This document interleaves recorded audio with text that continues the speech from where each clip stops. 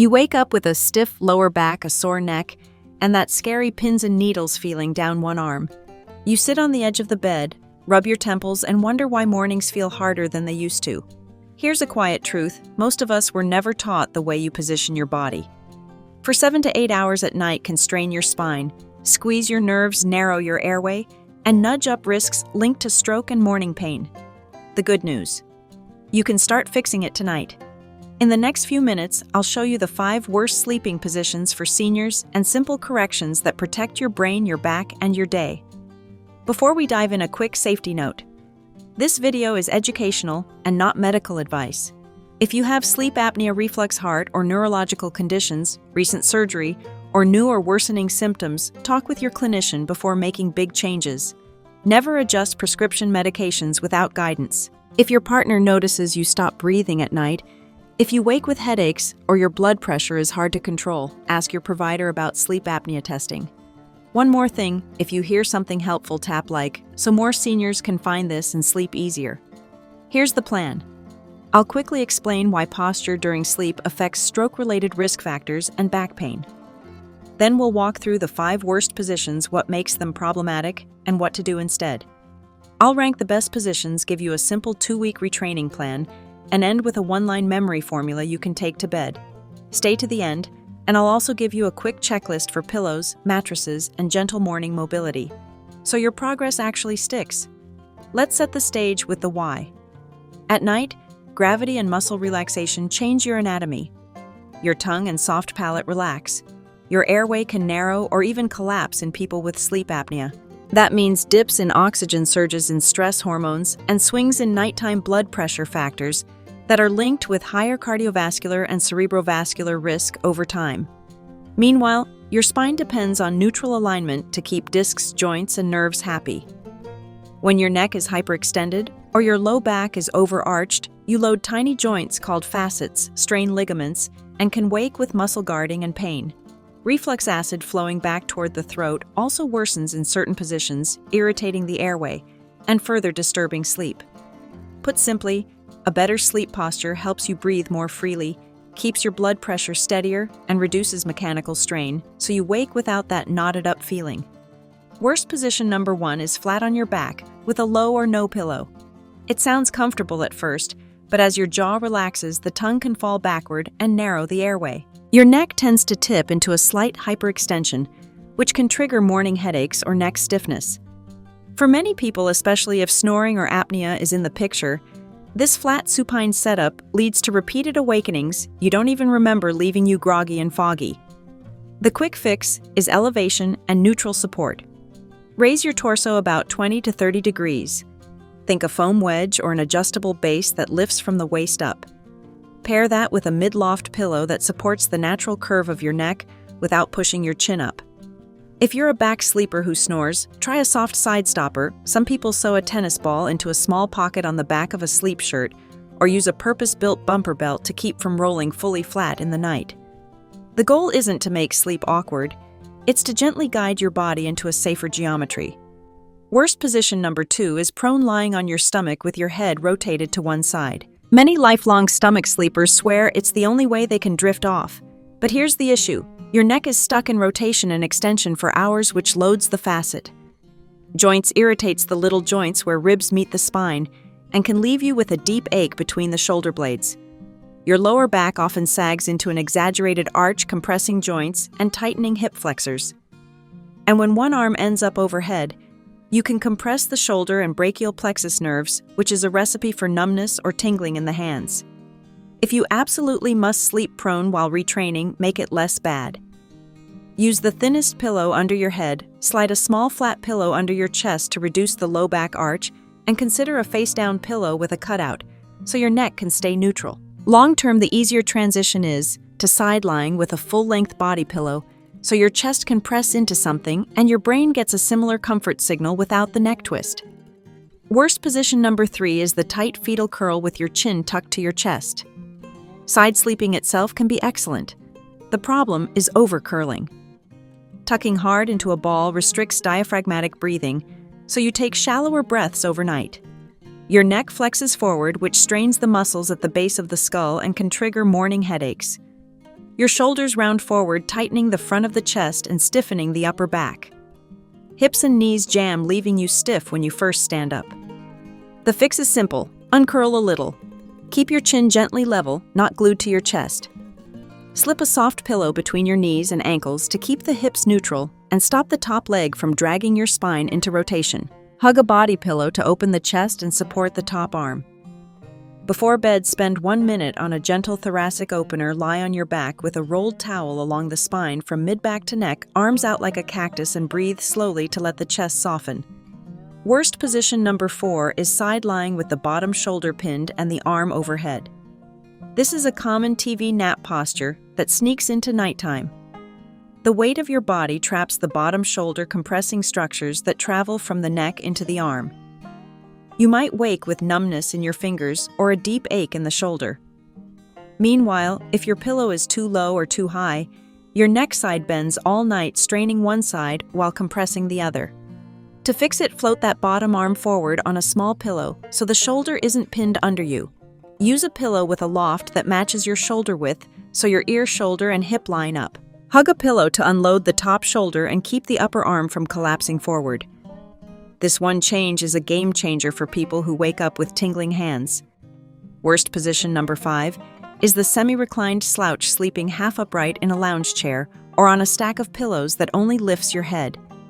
Sometimes reflux or snoring pushes people toward this, but a C-shaped slump strains the neck and lower back, shortens the hip flexors, and can even make the airway more collapsible by pushing the head forward. If you truly need elevation, switch from a stack under the head to a slope under the torso. A wedge that starts under the hips and lifts to the shoulders keeps your spine far more neutral. Add a small lumbar roll behind the lower back to maintain the natural curve, and place a pillow under the knees if you're on your back. The goal is a gentle ramp, not a head-only propping that folds you up like a pocket knife. Now the best positions ranked. Number 1 is left side lying with good support. Left side reduces reflux by keeping the stomach below the esophagus and tends to keep the airway more stable for many people. The setup is simple: a medium to tall pillow that fills the space between your shoulder and your head so your neck is straight, a body pillow or a separate knee pillow to keep the knees and ankles aligned, and a small pillow to hug so your top shoulder feels supported, not collapsed. Number 2 is right side lying, which is an excellent alternative if left side isn't comfortable for your heart or your shoulder. Use the same pillow logic and keep your chin level. Number 3 is back lying with the torso elevated 20 to 30 degrees and the neck supported and neutral, good for people who don't snore or have apnea and who have hip or shoulder pain that makes side sleeping tough. The key in all 3 winners is neutrality: neutral neck, open chest, supported pelvis, and no joints cranked to their end range for hours. Okay, how do you retrain a habit you've had for decades? Use this 2-week plan. Week 1 is setup and gentle guidance. First, make the bed help you. If you're retraining to side sleep, add a full-length body pillow and a knee pillow. If you're retraining to elevated back sleep, add a torso wedge or raise the head of your adjustable base so the lift comes from the waist up, not just under the head. Second practice, a 5-minute settle drill before lights out. Lie in your target position. Do 6 slow nasal breaths with the tongue resting gently on the roof of your mouth, and scan from jaw to shoulders to hips, relaxing anything that's gripping. This teaches your nervous system this is the new safe place. Third, use gentle deterrents to stop rolling into the positions you're trying to avoid. A small backpack with a folded towel, a purpose-built bumper belt, or pillows placed behind you. Finally, help your physiology help you. Finish dinner 3 to 4 hours before bed to reduce reflux. Keep alcohol minimal and front load most of your fluids earlier in the day, so bathroom trips don't send you back to the old posture. If you want my printable 2-week checklist, comment the word sleep and I'll know to make it next. Week 2 is progress and fine-tuning. Gradually reduce the crutches. If you needed 2 extra pillows to keep you in position, try 1. Adjust pillow loft until your neck feels level. If you wake with one-sided neck soreness, your pillow is likely too high or too low. Add a 2-minute morning mobility sequence. 3 chin nods, gently sliding the skull back as if making a double chin. 3 thoracic openers, hands behind the head, elbows wide. Breathe in to lift the chest, and a 30-second hip flexor stretch per side. One knee down on a pillow, tailbone slightly tucked. Gentle forward shift. Tiny daily inputs make nighttime posture easier because your tissues stop resisting the new alignment. Keep a simple note by the bed. Side chin, level knees, cushioned chest open. One glance at lights out is often enough to keep the plan on track. Let's talk gear for a moment because the right tools make change almost effortless. Pillows. Your ideal pillow height depends on shoulder width and mattress softness. Broad shoulders or a very soft mattress where your shoulder sinks often need a taller pillow. Narrow shoulders or a firmer mattress often need a lower one. Adjustable shredded foam or latex pillows let you remove or add fill to dial it in. If you have neck arthritis, a gentle cervical contour. A pillow with a small bolster for the neck and a cradle for the head can keep things neutral without forcing your chin up.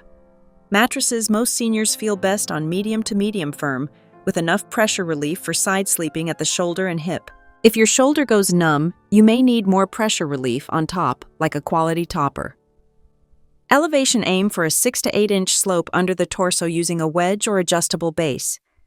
Avoid stacking 3 pillows under your head that just pushes your chin down and your head forward.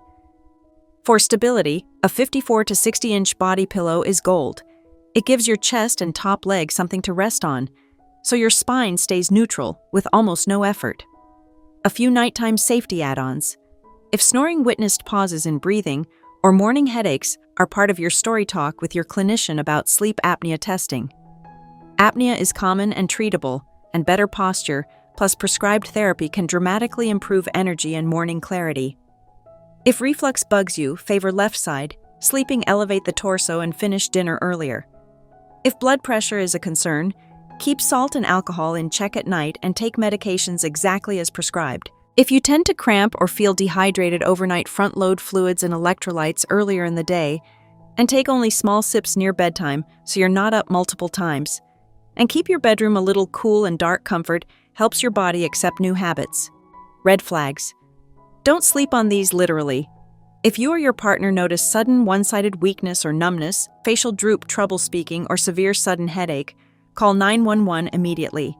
If you're waking with choking or gasping, if your partner sees you stop breathing, or if you have chest pain, seek care promptly.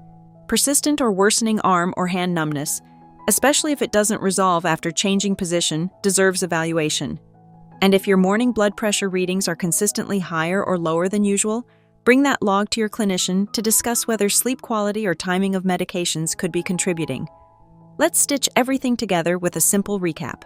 The 5 worst positions are flat on your back with no head or torso support, stomach sleeping with the head cranked to the side, the tight, chin-tucked fetal curl, side lying with the bottom shoulder pinned and the arm overhead, and the semi-reclined slouch on a head-only pillow stack or in a lounge chair.